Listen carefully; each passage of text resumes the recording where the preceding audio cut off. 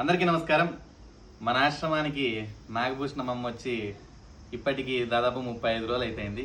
35 రోజులు అయింది కదా, మన ఆశ్రమంలో ఎలా ఉంది, అడ్జస్ట్ అయిందా, బాగుందా లేదా ఏదో అనేది ఒకసారి అమ్మ మాటలో తెలియజేద్దాం. మా నీకు ఎట్లుంది మా, నిజంగా చెప్పు. నిజంగానే బాగుంది నాన్న.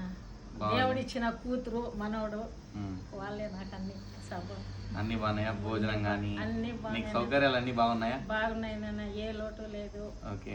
లాస్ట్ లో చివరి గతిలో మీ దగ్గర వచ్చి పడిపోయినా ఇంకా అన్ని మీరే, సర్వం మీరే. ఓకే, ఇక్కడైతే బాగుంది. నీకైతే బాగుంది నాన్న, అంతకంటే భాగ్యం నాకు చాలు.